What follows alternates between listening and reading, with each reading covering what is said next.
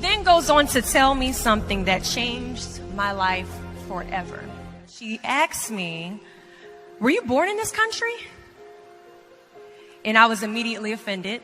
I put my hands on my hips and I said, "Yeah, I was born in this country." She then goes on to ask me, "How old are you?" I said, 19 years old. She says, "Are you married?" I said, "No, ma'am." She says, "Do you have any kids?" I said, "No, ma'am." "May I help you find something?" She then goes on to tell me something that changed my life forever. She says, "You look like you could be the next Miss USA." And I laughed at this woman hysterically. I said, "Lady, I don't know what you're talking about. I'm going into my sophomore year at Virginia State. I'm about to commission in 3 years, go on active duty, be a military officer." Somehow, this crazy woman convinced me to meet her at Starbucks the very next day. She brought this foot-tall stack of pageant books, and she goes on to convince me to compete in my very first pageant. I compete in my first pageant 3 months later, and I lose. I go back the second year, compete in my state pageant, and I lose. I go back the third year, compete in my state pageant, and I lose. Go back the fourth year, compete in my state pageant and lose. Go back the fifth year, compete in my state pageant and lose. But guess what happens the sixth year? I lose.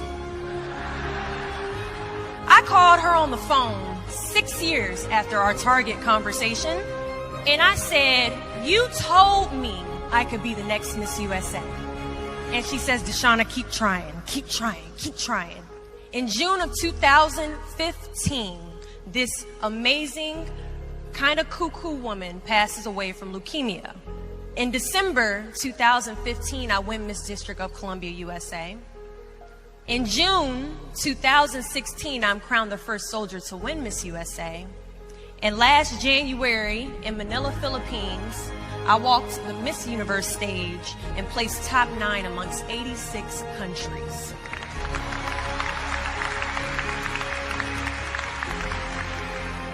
Do not fear failure, but please be terrified of regret.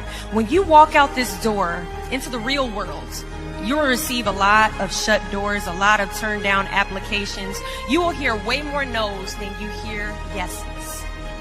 Giving up is something I did a lot of growing up, and I don't think I really challenged myself to stick anything through until I joined the track team in middle school.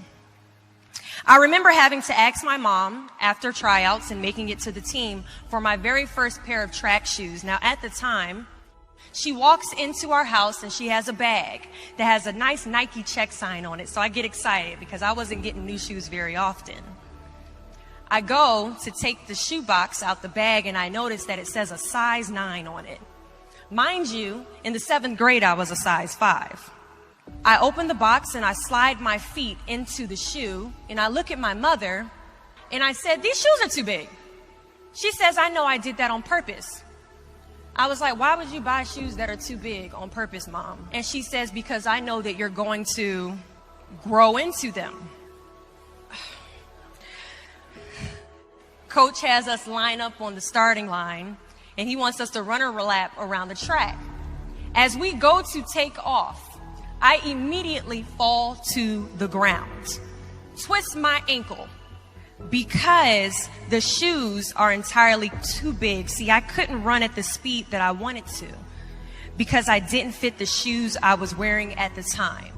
Now, many of us have goals we're trying to achieve, but the person we are right now is not the person that we need to be when we cross the finish line to our dreams. So we must walk and pace ourselves on this journey to our goals because we haven't grown enough in ourselves to fit the shoes that we need to achieve our aspirations. But let me tell you something. If I had won Miss USA my very first year, I would not have been Miss USA. I would not have been the version of myself that I needed to be to properly handle a national title. Many of us aren't ready to walk the race. But understand that as we walk this race, we pace ourselves, and as we pace ourselves, we grow. And as we grow, our foot gets bigger, and as our foot gets bigger, our shoes begin to fill, and as our shoes begin to fill, we can now run a little bit faster, and as we pick up the pace, we get to the finish line at the exact time we are destined to cross it. Do not fear the word no. But be afraid of the possibility of a yes that you have prematurely destroyed because you decided to quit before the clock strikes 12.